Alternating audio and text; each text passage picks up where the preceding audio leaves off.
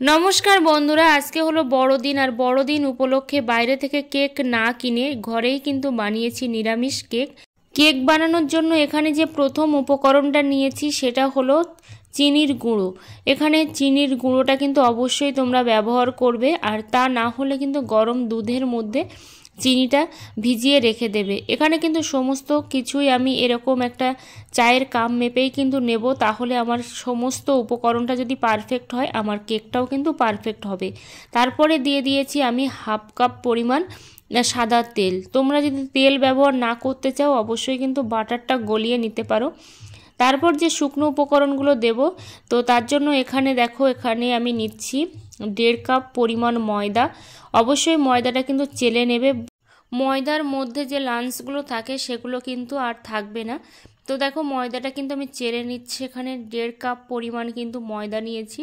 তোমরা যদি কেকের সাইজটা বড় করে বানাতে চাও অবশ্যই কিন্তু তোমরা বেশি করে কিন্তু পরিমাণগুলো নিতে পারো। 3টে উপকরণ, চিনি, সাদা তেল আর সাথে হচ্ছে ময়দা, 3টে উপকরণ একসঙ্গে কিন্তু খুব ভালো করে আমি মিশিয়ে নিয়েছি। তারপর আমি এখানে দিয়ে দিচ্ছি লিকুইড দুধ। তোমরা এখানে গরুর দুধ কিংবা আমুল দুধ লিকুইড করে কিংবা যে দুধগুলো কিনতে পাওয়া যায় সেই দুধগুলোও দিতে পারো, কিন্তু এটা ফ্রিজ থেকে বের করা দুধ দেবে না। আর একটা জিনিস, একদম গরম দুধও কিন্তু দেবে না।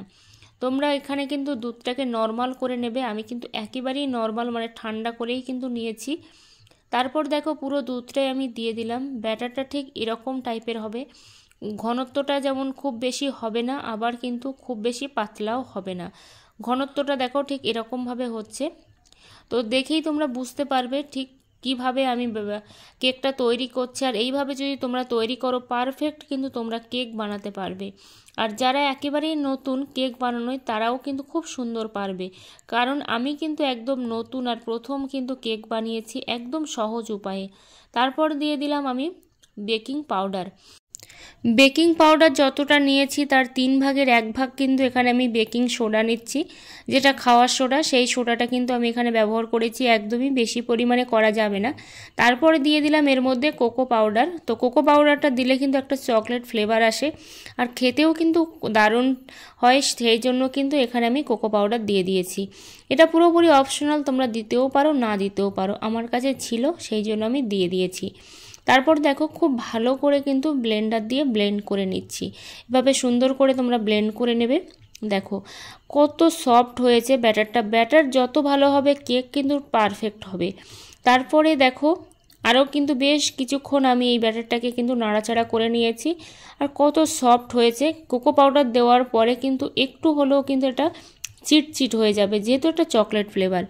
আর দেখো এখানে যে কেকের বাটিটা আমি রেডি করে নেব, তার জন্য এরকম একটা পুরো বাটি আমি নিয়ে নিয়েছি, যেটা কিন্তু দস্তার বাটি যেটা বলে, তো সিলভার বাটি কিন্তু নিয়ে নিয়েছি এখানে। আর খুব পুরো কিন্তু বাটিটা, বাটি যত বেশি পাতলা হবে তত তাড়াতাড়ি কিন্তু কেকটা পুড়ে যাওয়ারও সম্ভাবনা থাকবে, যেহেতু নতুন মানুষ। তো সেই জন্য এরকম টাইপের একটা বাটি কিন্তু আমি রেডি করে নিচ্ছি। প্রথমে বাটির গায়ে আমি তেলটা লাগিয়ে নিয়েছি। খুব ভালো করে কিন্তু বাটির গায়ে তোমরা তেলটা লাগিয়ে নেবে। তারপর দেখো আমার কাছে এরকম একটা পেপার ছিল, তো সেই পেপারটা কিন্তু আমি এখানে দিয়ে দিয়েছি।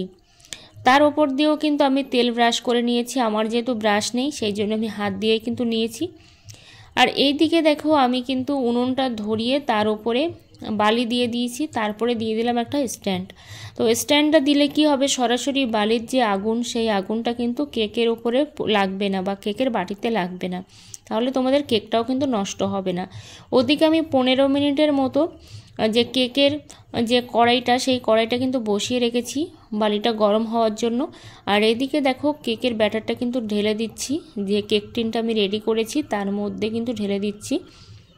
তো এখানে আমার খুব বেশি কিন্তু হয়নি, এখানে বাটিটা একটু বড় হয়ে গেছে সেই জন্য অল্প অল্প দেখাচ্ছে। তো তোমরা কিন্তু তোমাদের পরিমাণ অনুযায়ী নিও। তো দেখো এখানে আমি কিন্তু ভালো করে এইভাবে কিন্তু ঝাঁকিয়ে ঝাঁকিয়ে নিচ্ছি, কারণ এর মধ্যে যে বাবলসগুলো আছে সেইগুলো কিন্তু আর থাকবে না। এইদিকে 15 মিনিট হয়ে গেছে, আমি কিন্তু হাই ফ্লেমে এটাকে গরম করে নিয়েছি। তারপরে দেখতে পাচ্ছ এখানে আমি যে কেকের ব্যাটারটা রেডি করেছি সেটা কিন্তু বসিয়ে দিলাম, তারপর একটা ঢাকনাও দিয়ে দিলাম। এইভাবে আমি 40 মিনিটের মতো প্রথমে কিন্তু আমি বেক করেছি। খুব বেশি তোমরা তাপ দেবে না, আবার যে একদম লো সেটাও কিন্তু দেবে না। তো এখানে দেখো আমি একটা কাঠি বসিয়ে বসিয়ে দেখছি, যেহেতু আমার কাছে টুথপিক নেই সেই জন্য একেবারেই কিন্তু হয়ে এসেছে, ওপরের দিকটা সামান্য কাঁচা আছে। তো আমার এই কাঠির গায়ে কিন্তু একটুও লাগেনি। যখন তোমাদের কাঠির গায়ে কিছুই লাগবে না বুঝতে পারবে কেকটা কিন্তু পারফেক্টভাবে হয়ে গেছে। আর যদি কাঠির গায়ে কিছু লেগে থাকে তাহলে বুঝবে যে এখনও কিন্তু কেকটা হয়নি। তারপরে দেখো এখানে আমি কাজু কিশমিশ এইগুলোই দিয়েছি। এগুলো দিলেও হবে না দিলেও হবে, পুরোপুরি অপশনাল, একটু দেখতে ভালো লাগে তার জন্যই।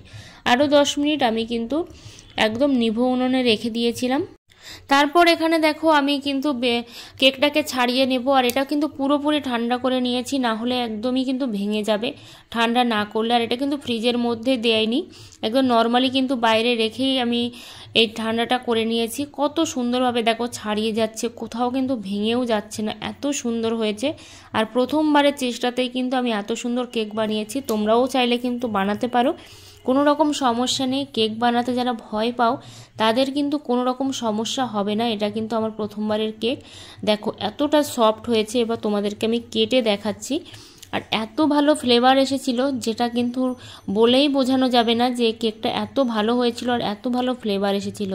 একদম নিরামিষি কেক, যেহেতু আমি এটা ঠাকুর ঘরে ঠাকুরকে আগে দেবো সেই জন্যই কিন্তু আমি পুরোপুরি নিরামিষই বানিয়েছি। ভালো লাগলে কিন্তু রেসিপিটা তোমরা ফলো করতে ভুলো না।